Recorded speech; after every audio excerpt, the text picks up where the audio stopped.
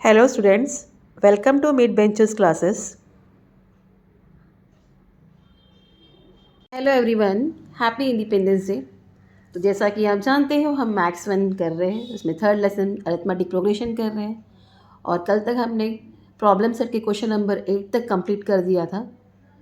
So let's start question number 9 और hope आप लोगों ने पिछला सम किया हो, प्रैक्टिस की हो। ठीक है, if you have any queries please let me no.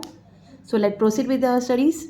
So what is given in ninth question? Divide 207 in 3 parts. You have to divide this in 3 parts such that all parts in arithmetic progression. तो सब कैसे होगा?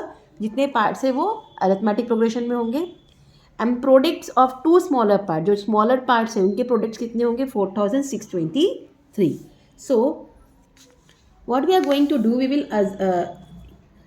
take the 3 parts. Let the 3 parts of 207 which are in arithmetic progression b, we will take a minus d, a and a plus d. ये तीन हमने ले लिया. सो ये आपको इट इज़ इक्वल. ठीक है, देन व्हाट इज, सबको प्लस किया तो क्या होता है? a minus d plus A plus d is equal to 207. This is given. So add this, therefore minus d और डी कट हो गए, कितना बचा? 3a equal 207. Therefore a equal 207 upon 3. 3 6 are 18, 3 9 are 27. So you got a, that is first term, that is 69. Okay. Now what they have told, product of smaller terms, two smaller terms क्या है? 4623. So we will write the product of a minus d and a equal 4623. This is given. और इसको भी 1 दे दीजिए आप यहाँ a को. ठीक है, therefore a minus d into a is equal to 4623. हाँ, देयरफॉर a क्या है? 69 minus d into 69 equal 4623. Now this 69 is multiplied over here. अगर यहाँ जाए तो डिवीजन जाएगा. Therefore 69 minus d equal 4623 upon 69. अब इसको डिवाइड करना है आपको. 4623 डिवाइड बाय 69. तो हम 3 डिजिट नंबर लेंगे. ठीक है, अब स्मॉलर देखेंगे. 69 7 ज़ा देखते हैं. 69 7 ज़ा 7 63, 7 6 ज़ा 42, बड़ा हो गया. 6 ज़ा देखते हैं. 6 9 ज़ा 54, 6 ज़ा 36, 37 38 39 40 41. क्या मिला? 414. 6 ज़ा इज़ 414. तो कट 12, ये हो 8 हो गया. 5 माइनस 1 4 हो गया एंड 3. ठीक है, ना 69 7 ज़ा देखते हैं. 7 6 9 ज़ा 63, 42 42 प्लस 6 इज़ 48. तो क्या मिल गया हमें? 67. सो if you are dividing 4623 by 69, you got 67. Therefore 69 minus d equals 67. Therefore minus d equals 67 minus 69. Therefore minus d equal minus 2, minus minus cut, d equal 2. So हमें a माइनस डी a मिल गया है और d मिल गया. अब हमारे पास जो 3 number है, that is a minus d, a and a plus d, हम इसमें वैल्यू सब्स्टिट्यूट करके इसका आंसर ढूंढेंगे. Okay, now a minus d equal, a क्या है? 69 माइनस 2, इट्स इक्वल टू 67.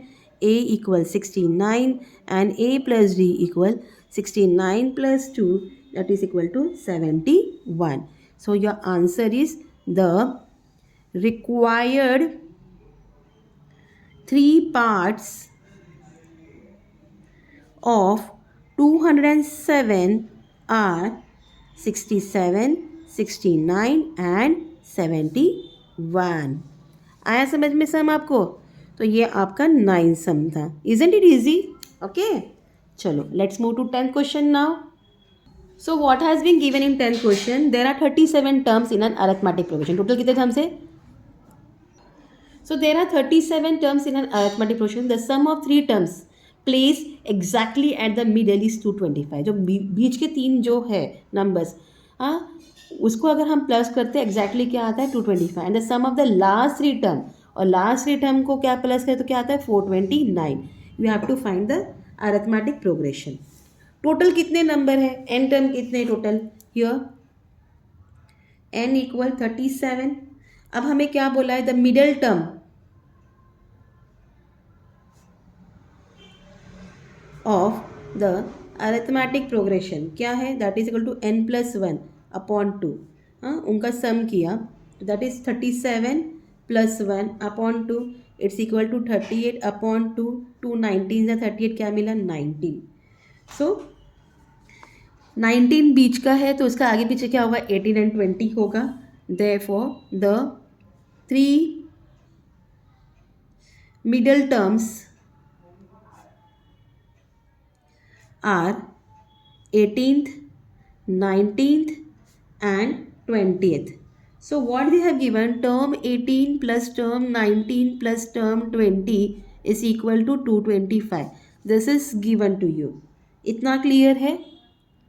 अब you know n term equal a plus n minus 1 into d. So therefore term 18 equal कर लो, क्या होता है ए प्लस 18 माइनस 1 इंटू डी 17 होता है, ए प्लस 17 डी डायरेक्टली लिख रहे हैं. हाँ, term 19 equal A plus 18 D and term 20 equal A plus 19 D. Clear. अब ये तीनों को प्लस करेंगे, इसमें डालेंगे, इसमें वैल्यू सब्स्टिट्यूट करेंगे. So A plus 17 D plus A plus 18 D plus a plus 19d is equal to 225. Now open the brackets, सब प्लस है सब ऐड होंगे.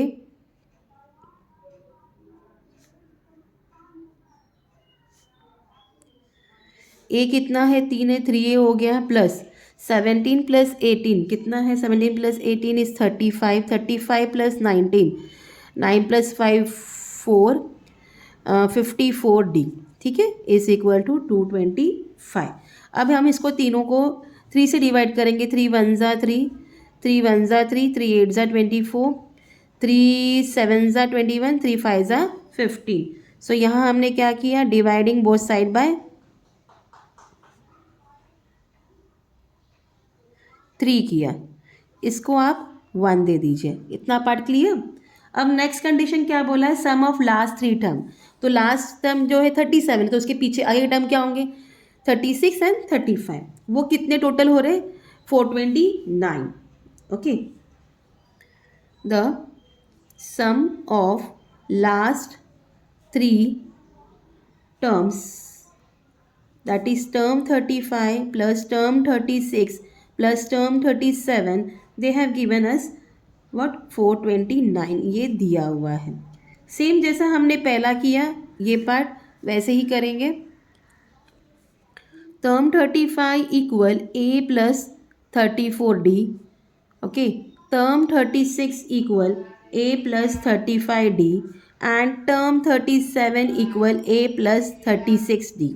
So therefore A plus 34d plus A plus 35d plus a plus 36d is equal to 429. Open this, a plus 34d plus a plus 35d plus a plus 36d equal 429. 3a है 3a हो गया, plus 4 plus 5 9, 9 plus 6 is what 15, 5 1 carry, 3 3 9 कितना हो गया 105. हाँ, equal 429.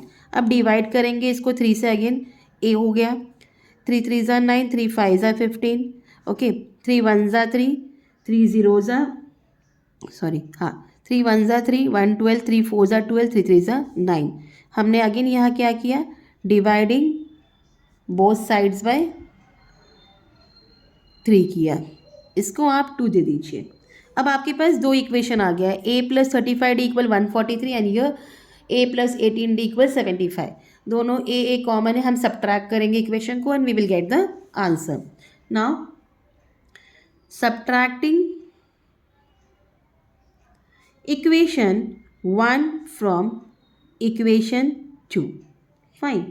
So a plus 35d is equal to 143 and a plus 18d equal to 75. Subtract करना है. Okay ये चला गया. यहाँ क्या बचा? कट 13 क्या आता है? 8. ओके 13 68 इक्वल ये होता है 17d. Fine. Therefore d equal 68 upon 17. 17 4 ज़ा 68. Therefore आपको d क्या मिल जाता है? 4 मिल जाता है. इतना पार्ट क्लियर. अब हम इसको सब्स्टिट्यूट करेंगे.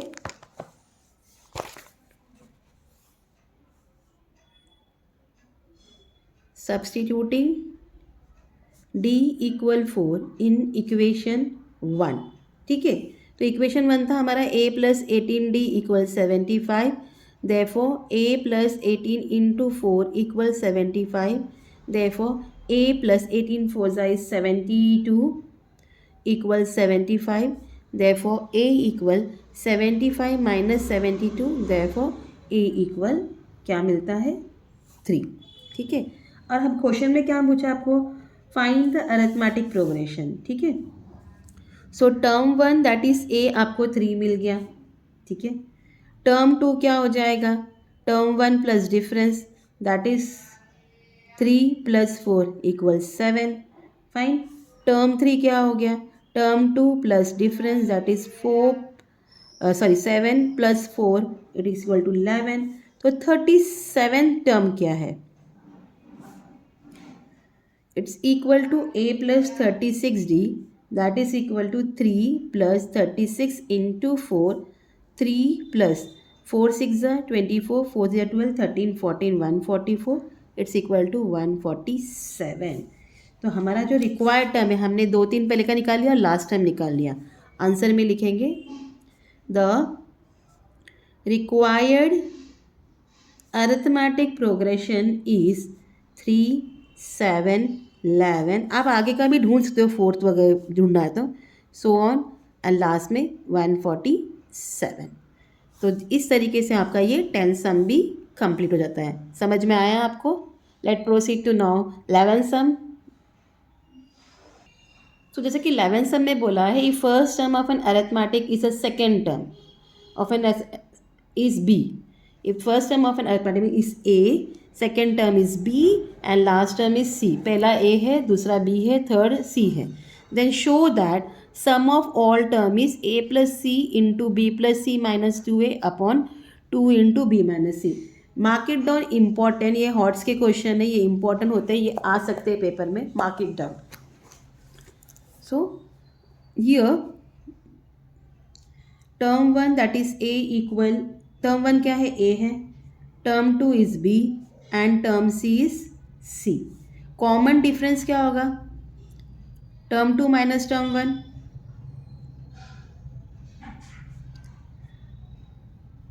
तो b माइनस a हो गया. तो ये आपका डिफरेंस है. तो हमारा फॉर्मूला क्या है?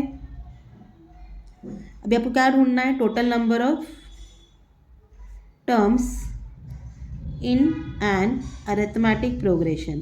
So what is our formula? n term equal a plus n minus 1 into D. Therefore n term क्या है? c है. Equal a plus n minus 1 और d क्या है? Into b minus a. इतना पार्ट क्लियर. नाउ आप एक काम करोगे, a यहाँ प्लस है वो यहाँ आ जाएगा तो माइनस हो जाएगा. Therefore c minus a equal n minus 1 into B minus a. This much is clear. अब b माइनस a यहाँ मल्टीप्लाइड है, यहाँ गया तो क्या होगा? Division. Therefore n minus 1 equal c minus a upon b minus a. अब minus 1 को हम यहाँ लेते हैं. देयरफॉर n इक्वल माइनस 1 यहाँ है तो प्लस हो जाएगा c minus a upon b minus a plus 1. आपको जैसे कि पता है कि डिनोमिनेटर अगर इक्वल नहीं तो हम प्लस नहीं करते, तो हम क्या करेंगे? यहाँ भी b माइनस a मल्टीप्लाई करेंगे ऊपर नीचे. तो ये हो जाएगा c minus a plus b minus a upon b minus a. इतना पार्ट क्लियर क्या? देयरफॉर n इक्वल आपको a 2 मिल रहा है, माइनस a तो माइनस 2a हो गया. तो मिलता है c plus b minus 2a upon B minus A. ठीक है, हम लोग इसको अरे क्या बोलते हैं, अल्फ़ाबेटिकल ऑर्डर में भी इसको लिख सकते हैं। ऊपर वाले को बी प्लस सी ना लिख के, सॉरी सी प्लस बी ना लिख के बी प्लस सी लिखेंगे, जो कि हमें क्वेश्चन में चाहिए। ठीक है, so that is n equal B plus C minus 2a upon B minus A. इतना पार्ट क्लियर आप लोग को। अब अपना जो फॉर्मूला है, the sum of n term in an arithmetic progression, formula क्या है, sum of n term equal n upon 2 into first term plus n term last term. तो n upon 2 equal, okay, n क्या मिला हमें, ये मिला, तो n की जगह पर हम क्या लिखेंगे, it's equal to B plus C minus 2a upon B minus A. ठीक है, अपॉन इसके 2 होता है। ठीक है, ये आपका पूरा n है, into term A, term 1 A है और टर्म n टर्म क्या है, c है। दिस मच इज़ क्लियर, हमने वैल्यू सब्स्टिट्यूट किया। अब इसको ऐसे लिखेंगे, b plus C minus 2a upon 2 into B minus A, okay, into A plus C. ठीक है, इतना पार्ट क्लियर। अब अगर 2 से आप इसको मल्टीप्लाई करोगे, अभी देखो क्वेश्चन में आपको क्या चाहिए, ऐसे ही चाहिए a plus C into B plus C minus 2a upon 2 into B minus A. हमें मिल गया है, सिर्फ हमें एडजस्ट करना है। It's equal to a plus C into B plus C minus 2a upon 2 into B minus A. So therefore Sn equal a plus C into B plus C minus 2a upon 2 into B minus A. तो hope आपको ये सम सब समझ में आया हो। तो बाकी के जो क्वेश्चंस हमारे कल रह गए हैं 12, 13, 14, वो हम कल कंटिन्यू करेंगे student. Till then please do like, share and subscribe my channel. Thank you for watching, take care, bye.